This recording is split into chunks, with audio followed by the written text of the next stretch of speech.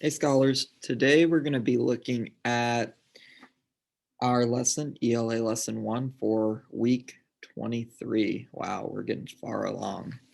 So I'm going to go ahead and share my screen and we're going to read Beetle Beetle, or it's actually just Beetles. And then we're also going to read The Little Turtle. So one thing I want you to think about while we're reading are key details that you see in the story. So I'm going to go ahead and start with the essential question, which is, what do we love about animals? We're going to read poems that express what we love about animals. So we're going to go ahead and read Beetle Beetles and then look at the illustrations. So Beetles by Monica Shannon.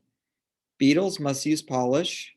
They look so new and shiny, just like a freshly painted car, except for being tiny. So that's the entire poem. Poems tend to be shorter usually, so that's okay. And then I want to pay attention to the rhyming structure. So usually the rhyming happens at the end of the line. So we have the word polish, but that doesn't rhyme with shiny. Polish doesn't rhyme with car, and polish doesn't rhyme with tiny. But if you notice, shiny and tiny rhyme. So only the second and the fourth line actually rhyme. So that's a different rhyming structure than we saw where we saw A, B, B. This one is A, B, C, B. So the A and the C don't rhyme, but the B's do rhyme. Okay. And what we're going to do now is we're going to use a graphic organizer to look at some details from Beetle Beetle. So I forgot my iPad at home, so I'm going to actually be using the whiteboard. So I'm going to stop my share, and you guys are just going to see me like this. So when we do a key detail chart, there's a couple ways to do it, and I'm going to show you a different way. So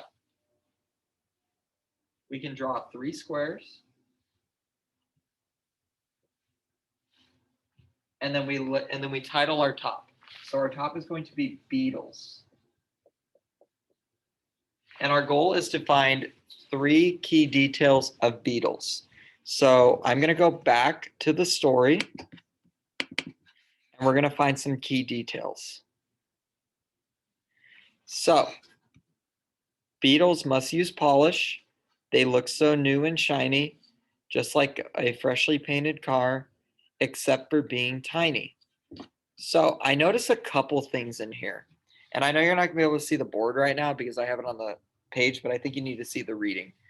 So beetles must use polish. So do they actually use polish?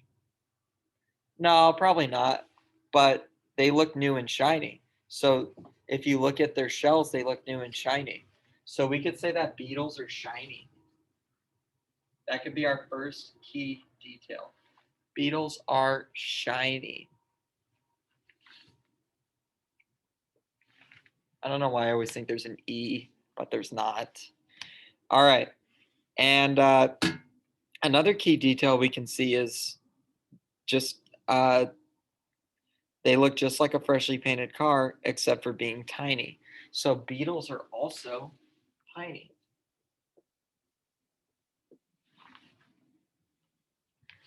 So those are the details I see. And then you're going to probably scream in your computer, Mr. Cannon, you only have 2 when there's supposed to be 3. Well, 3 is just a general number. 2 is okay too if you don't have anything else. But I will let you know if you do have other things if you submit 2. So don't even worry about it. So we have our beetles, shiny, tiny, and then it was short enough to where we didn't have that third one. All right, so let's go ahead and look at the next story, which is going to be The Little Turtle. There was a little turtle. He lived in a box. He swam in a puddle. He climbed on the rocks. He snapped at a mosquito. He snapped at a flea. He snapped at a minnow. And he snapped at me. He caught the mosquito. He caught the flea. He caught the minnow, but he didn't catch me. So, this story is a little different because it's not even rhyming.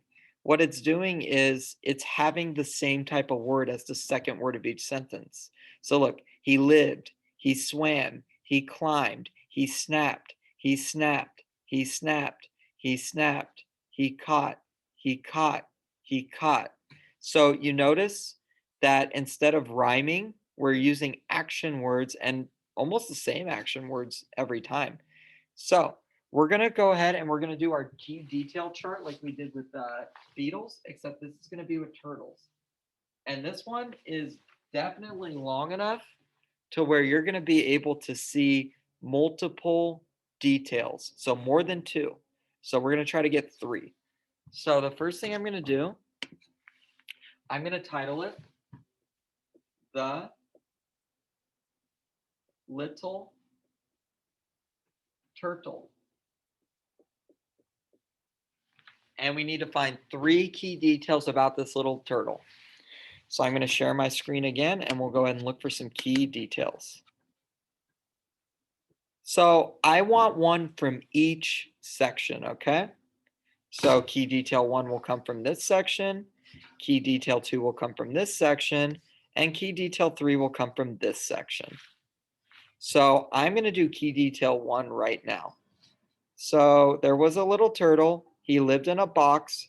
He swam in a puddle. He climbed on the rocks. So my key detail is going to be, after I stop my share, is little turtle lived in a box.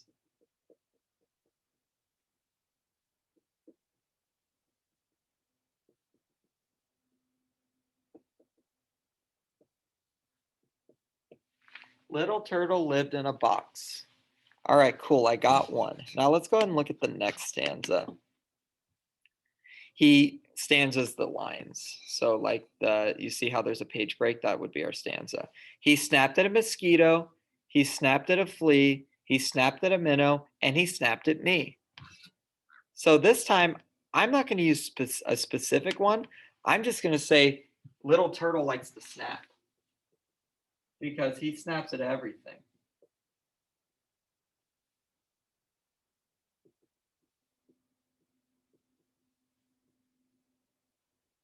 So little turtle likes to snap. All right. Now I'm going to share my screen again, and I'm going to read this third one. He caught the mosquito. He caught the flea. He caught the minnow, but he didn't catch me. What I'm going to have you do is, after I explain what I'm going to do, pause your video, and I want you to fill out your accountability notebook, or I want you to fill out your seesaw assignment for the week. Hold on, let's look at it. Let's look at it. The week 22 videos, okay? I think I said 23, but that's okay. I corrected my mistake now. So the week 22 videos. And what you're going to do is you're going to come up with the last key detail. So you're going to come up with this box. And to make sure that you're doing everything you need to do, I want you to draw this diagram, this graphic organizer. I want you to draw it in your box, and then I want you to fill out this one, and I want you to fill out this one. And then you need to come up with one for here. You won't get full credit unless if you fill out that entire box. So I know that you're listening to me and not just going through the motions. Okay, let's go ahead and let's look at our next part. Okay, give me 1 second while I transition back over here. We might have to go back to the board in a second while I look in my notebook. We're going to be working with compound words. So I'm going to go ahead and flip my page to my compound word book. I think it's this way, but we'll see.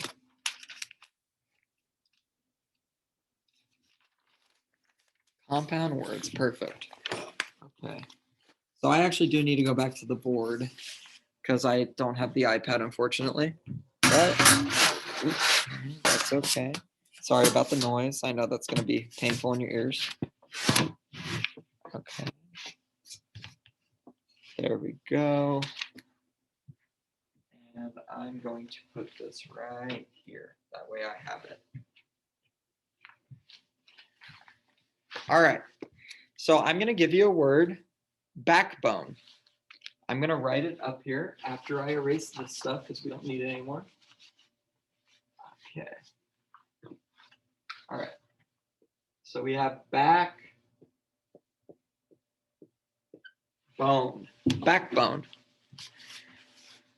So I want you to read backbone to yourself, backbone. And it is a compound word. Compound words are made up of two shorter words. I'm going to draw a line between back and bone. Do you see how there's two separate words there? There's the word back and there's the word bone.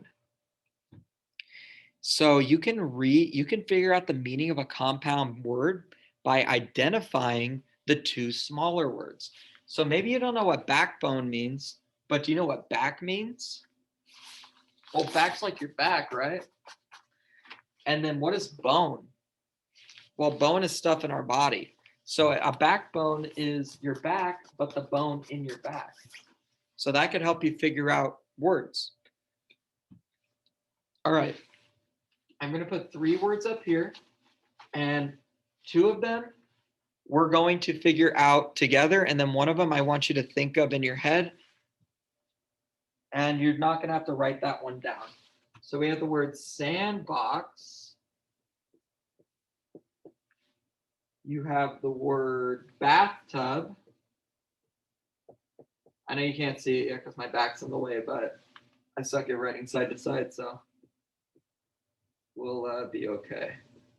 And we have the word cupcake. So we have the word backbone, bathtub, and cupcake. So, sandbox. Sandbox. What are the 2 words in sandbox? Well, we have sand and we have box. Bathtub. What are the 2 words in bathtub? You have the word bath and you have the word tub. And go ahead and think about this one for about 15 seconds. Cupcake. What are the 2 words in cupcake?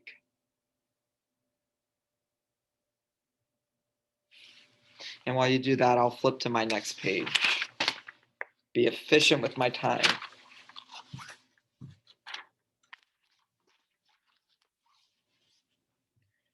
All right, ready. Cupcake. So you have a cup and a cake. So it's a cake in a cup. Bathtub. It's a tub in the bathroom. And sandbox. It's a box of sand. See, not too hard, not too hard. All right. And our last 2 sections, we're going to work with possessive nouns again. Remember, possessive nouns are, and put this up a little bit. Possessive nouns are nouns that have possession of something, and that is shown with an apostrophe. The apostrophe can be before the S or after the S. So when you make a singular noun possessive, we add an apostrophe and an S to the end of the noun.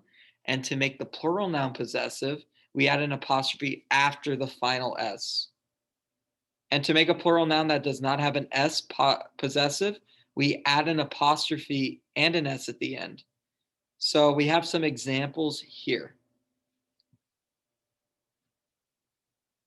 So we have Grace's goat. So Grace's goat, so would you say Grace owns the goat? Oh man, that one's almost dead too. So yes, Grace's goat, Grace owns the goat. So we show that with the apostrophe S. And there's only one Grace who owns that goat. There aren't multiple Graces who own that goat. So we only look at the one. All right, let's look at the next one. All right. Duck's feathers. Oh, that's much better.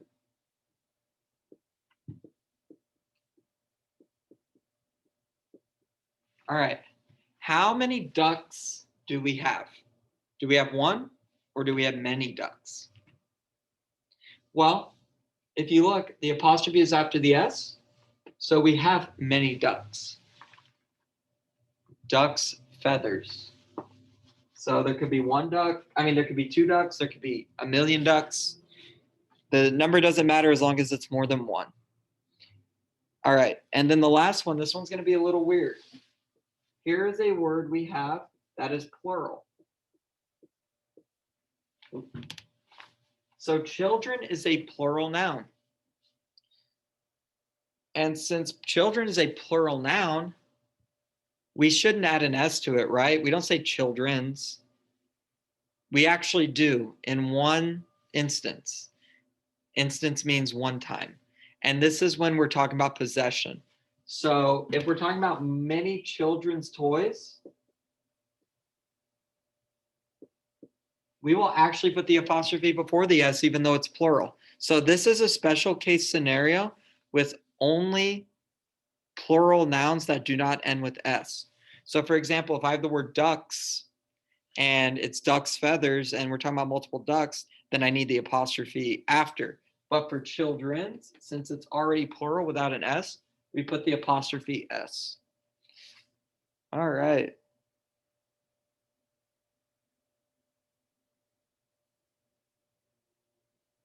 So that's going to be what we go over today, because the last section I was going to do is very similar to the one we just did.